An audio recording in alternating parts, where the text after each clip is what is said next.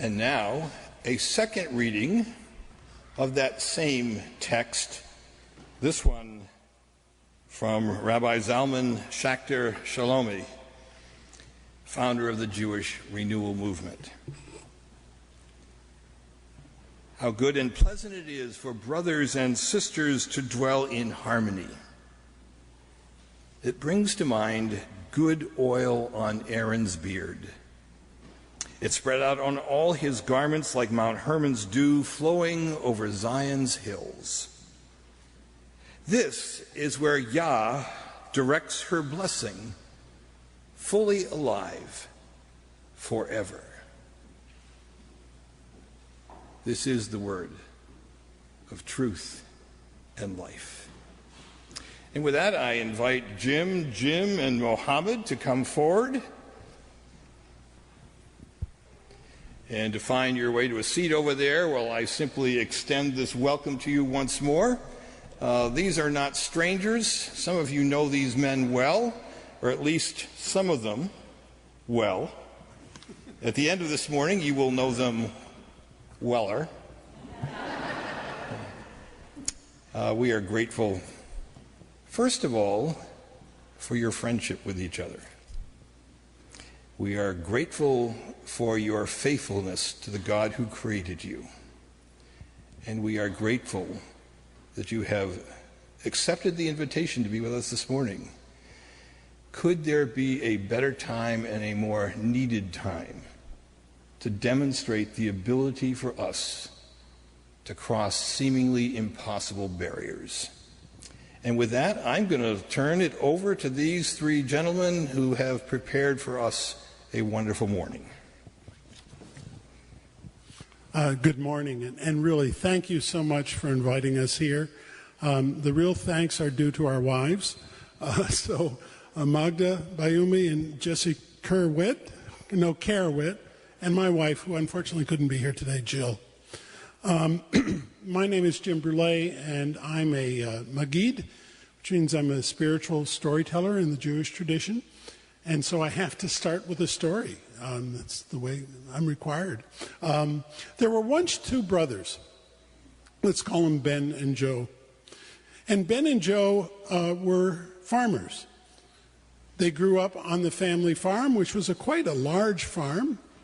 And as this farm was laid out in the center of the farm, there was a little hill, and that's where their main barn was. That's where they bring up all their wheat at the end of each harvest. And Ben and Joe lived in the house with their parents. And as you might expect, they didn't always get along.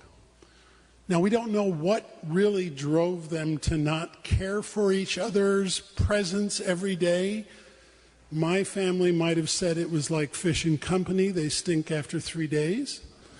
But when their parents passed on, it really became incumbent on them to figure out how they were going to get along.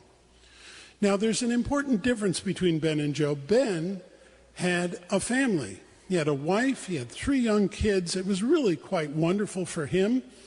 And so the decision was made that Ben would stay in the family house. Joe was single, and he really enjoyed the freedom that came with being single. So he said, you know what, I'll build a house on the other side of the hill, and everything will be fine. Well, we don't have to see each other. We'll tend our part of the farm, and it'll be okay. So time went by, and they saw each other less and less. And soon they weren't really seeing each other at all. They lived such different lives. Ben and his wife and their kids, and Joe and his independence. And one night, Ben said to his wife, I really feel bad for Joe. He doesn't have a wife. He doesn't have any children. He's all by himself. How lonely that must be. We're both doing well on this farm. I tell you what, I'm going to sneak up to the barn tonight, and I'm going to move some of the grain that I harvested to his side of the barn, because I don't really need as much. We've got so much with all this wonderful family life that we have. It was a short time after that Joe woke up in the middle of the night and he said, I've got it so nice here. I mean, I only have to feed myself. I get to do whatever I want to do. My brother, he's got to feed all those mouths. I don't need as much grain as he does. I'm going to move some of my grain over to his side of the barn.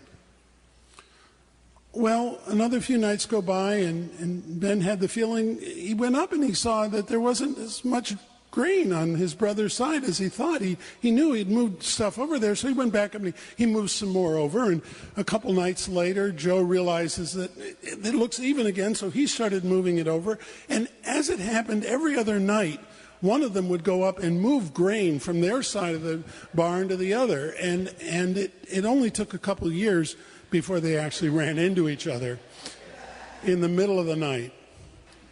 And they realized really how much they did love each other. And they wanted the best for each other. And there was no reason that they had to remain separate. So a little story from our tradition that maybe speaks to some of the things that are going on, but also, and I forgot to mention, as Jim reminded me and then I forgot, what we've prepared for you today, including that, is in mind of the baptismal ceremony that you've had today. So we're hoping that our discussion will be kind of in keeping with the issues that come up there. So thank you very much. No. No. Okay, Welcome. I got the order. I always go first. This is my first chance to not go first. And, Can you go second? You go third. no, I go third. I have to do that. He's our leader, so. I just say, first, good morning. I am happy to be here. I know I've came here several times. I have many friends here, and I thank you for the invitation. Thank Pastor Craig for the invitation. I'm always happy to be among friends.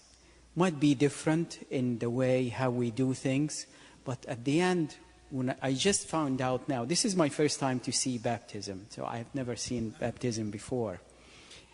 I'm so intrigued by how this goes, and you connect, which I find it a good thing.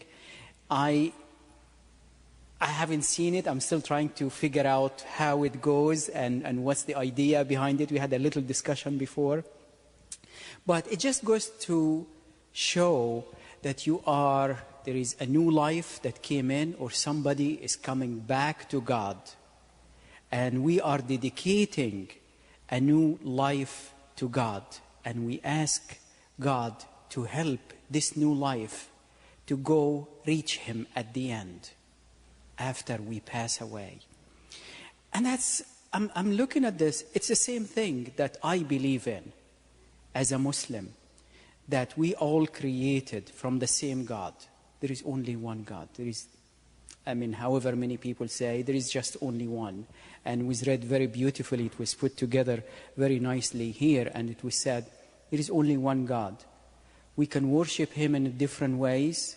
We can express how we want to reach God, or the way we want to reach God in different ways, but we're going there.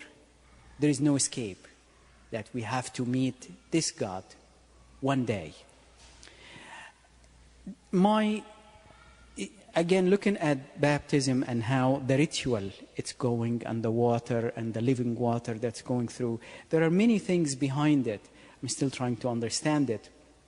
But again, to me, it just confirms, like our friendship here, and we call it brotherhood, actually. We connect it with that. Because no matter how we think about it, if you're a believer, you believe there is only Adam and Eve that came on earth, and we all were just progeny of Adam and Eve, or children from Adam and Eve. So we are related one way or another. Even it's not direct relationship, but there is brotherhood amongst all of us. And that's what we have, the three of us, as brotherhood, actually. It doesn't have to be the same father and mother. It doesn't have to be the same religion. It doesn't have to be the same race. But we all go to one father and mother. And that's emphasized a lot. And we emphasized in the way we do things, and how we understand when we first came together. There are things that could look different, could look strange, and we might get into this a little bit. But at the end, we accept it, because that's the way we want to reach God. This is how we grow up and how to reach God. And we cannot judge each other. We learn this very much, that we cannot judge each other, cannot judge anybody. There is only one judge. God is going to judge us all at the end. And He's going to judge us not on how we judge each other, because He's the only one who can do this. But that's strengthen our way of talking to each other and understanding each other. And the more we talk amongst each other, we also appreciate the different things, the different religions, or the different ways of reaching each other, of reaching the same God in different ways. So I'm going to leave it at that for now, and we're going to have later discussions. Now you can. But I'm going to give it back to you in about, hopefully not more than a minute or so that you can, I'd like you to talk about that verse, those verses from the Quran that are on the purple sheet that they have, and talk about the state of children when they come into this world. And I think you got to go there too. So when we got together on Thursday, we didn't know exactly what directions we were going to go with things. Craig was waiting on the bulletin very anxiously, by the way, and very, very nervous about getting information from us. But so are you doing better now? Much better. Okay, that's good. But the baptism was upcoming, and so Jim suggested that we kind of talk through that. And I said, I don't want to do that. I don't want to focus so tightly on baptism. I want to talk about faith and salvation. And I had a couple parables that I'd already been working on, but I did not win the day. The Jew won the day, and we're talking about baptism. But it actually was very exciting, because we were talking about, well, what rituals do we have that are similar or of the same root? And Jews have the mikvah, and you can talk about that if you want, because you're a free person.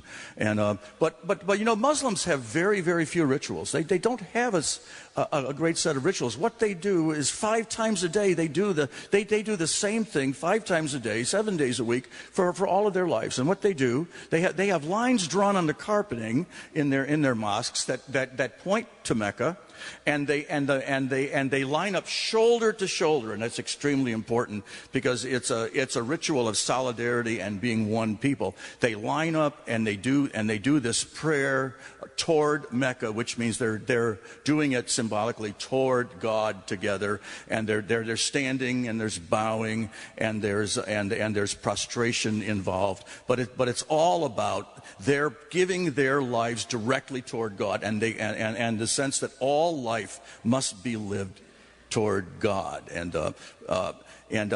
so they don't have a water ritual. But isn't that what's happening in baptism? We turn our child's life toward God. We acknowledge that only through and in God can the person be fulfilled, because they are of the image. Oh, by the way, I noticed that you didn't say anything about original sin.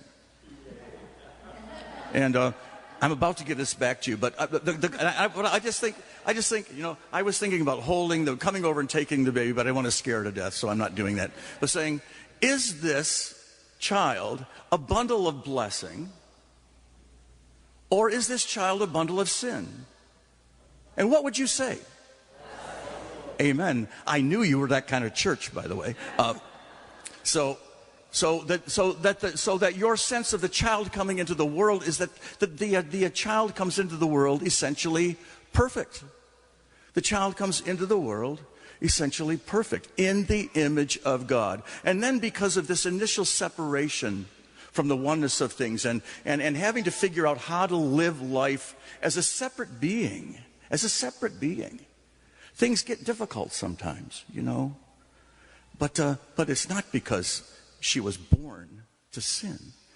She's born to bless and be blessed. Now, you go to that text of yours. Okay, sir. Did you figure out who's in charge? So, I mean, it relates to this purple sheet here that we put together. It's 3 verses from the Quran. It says, directed to the prophet, when your Lord took out the offspring from the loins of the children of Adam and made them bear witness about themselves. He said, "Am I not your Lord?" And they replied, "Yes, we bear witness." So you cannot say on the day of resurrection, "We were not aware of this," or "It was our forefathers who before us ascribed partners to God, and we are only the descendants who came after them. Will you destroy us because of falsehood they invented?" In this way, we explain the messages so that they may turn to the right path. However we may think of this, it says that God got all the children of Adam from the beginning till the end. I mean, it's not even now, till whenever that end is. And he told him, "I am here. I am your Lord." So how this happened, of course, we cannot fathom this. We have no idea how this happened. But it is in the Quran. And that means that no matter how we think it cannot happen. How it is, it's not mentioned. But some way, we are born with this. This is what it means. That we are born that there is one God. We are born this new life, born and knows that there is a God. And we change through life. People become, who is this God? Become arrogant. The same as Satan. This is Satan, the story of Satan became arrogant and said, "I am not going to bow to Adam." That's at least the version in the Quran. "I'm not going to bow to Adam because I'm better than him." So some people are more arrogant.